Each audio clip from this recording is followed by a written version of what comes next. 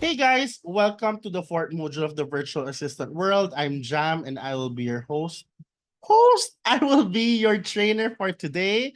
And for this topic, we're going to talk about the types of schedule of a virtual assistant. Once again, if you haven't seen the rest of the modules, like modules 1 to 3 yet, then please pause this and go back to module 1 first in this playlist so you'll get to know everything, because it's important that you'll be able to embrace the first few modules first before you dive into this topic right now.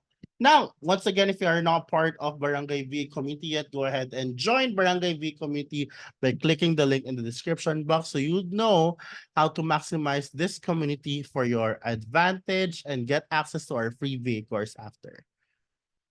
Let's dive into it. First part is the schedules or the different schedules of a virtual assistant. There are three. All right. First is of course fixed, second is flexi, and third is output based. What are the difference of the three?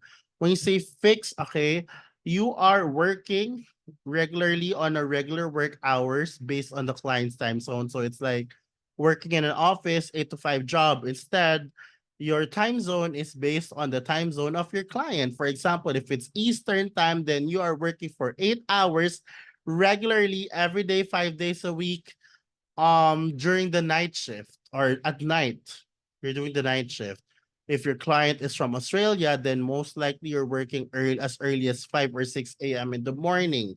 If your client is from what do you call this? Is from Europe, then most likely you're starting in the afternoon. If you're from the Philippines, okay? So it depends on the time zone wherever you are. So pretty much you adjust on the time zone. All right.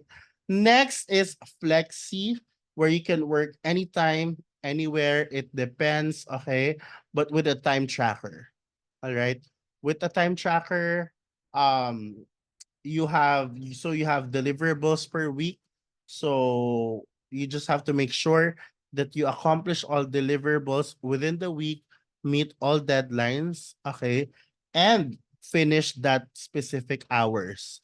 So if your hours is 20 hours, then maximize 20 hours, all right, per week. And lastly, the difference between flexi and output based is almost the same, but without a time tracker. There are clients that do not want to do time trackers. They'll just give you deliverables for the month and they'll give you KPIs for the month. As long as you hit that, they don't care like when you work, when, where, and how frequent you work on it. As long as you'll be able to provide the basic KPIs or targets, okay, then you're okay. As long as you meet the deadlines, then you're okay. So right now, I do have flexi and output based. So you can, just like your schedules, you can have multiple ones. So I only entertain flexi and output based. I don't normally do fixed, but just because with me, so anyways, the schedule is depends on the type of niche or service that you offer. So I enjoy flexi and output based because I'm in the marketing and creative side. So that's what I do as a marketing person. My schedule is always either flexi or output based. So if you are an admin or if you are an executive assistant, then most likely you're gonna have a fixed, you know, schedule. Again, everything is based on the needs of the client. Everything is based on the business of the client. So these are the three types of schedules of a virtual assistant. And question number two is, how do you manage your productivity? Given the fact that you have multiple clients, for example, here are 5 tips. First is you prioritize the needs. So learn to manage the task based on priorities. So my basis on priority is of course the timelines, or not just the timelines or the dead. When you say timelines, it's deadline, not just deadline, but the impact of this project. All right. Second is to to maximize project management tools. So I am a fan of project management tools since I am handling multiple clients. I make sure that each client has its own project management tool. All the tasks that they give me, I put it there and I monitor which is like to do or currently doing and for approval and which one is done already. So I won't lose track on such projects or tasks. And I'm organized that way.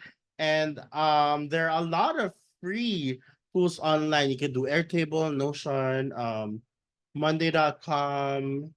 What else? There are a lot. Asana, Trello, there are a lot. So whatever works for you, go for it. There's ClickUp. Again, whatever works for you, go for it. Sometimes the client has its own preference already, and they will tell you to use this specific tool already. If they want the premium version, then go ahead, go for it, then go for it. But as long as but make sure that it's the client who pays for that premium tool, all right? So if the client requires you to use a premium tool, make sure that your client pays for it, not you. All right. But there are a lot of free project management tools out there. So maximize that, guys. Next, find the best location. Identify the best location where you can work peacefully at home. You should have the best location where you're not distracted easily, where you can be more productive. Whenever you go to a specific place, like for example, whenever I go to Siargao, I already know which cafe or which area to work to. Okay, so you have to have this specific spot where you are secure that you can work peacefully, you can do deep work, and you will not be distracted, and you will be more productive. Next is, play that best playlist. Play that best music on your playlist to help you more concentrate. Me, I usually do lo-fi. Sometimes I do worship songs so I am focused, I'm motivated and I'm calm. So that's what I play. How about you guys? What's your favorite playlist when working? Comment below. And lastly, do it one at a time. Do not do multiple tasks per client at a time. So you are focused. It's very important that you are focused so the quality doesn't go down. All right, the quality doesn't go down. One client at a time, one task or project at a time. Do not mix schedules, do not combine. All right. So that's what we talked about in the other module. So these are my tips for you. Thank you so much for listening. I hope you guys learned a lot in this module. And for your assignment, comment below your learnings once again. And I'll see you guys again in the next module. Bye.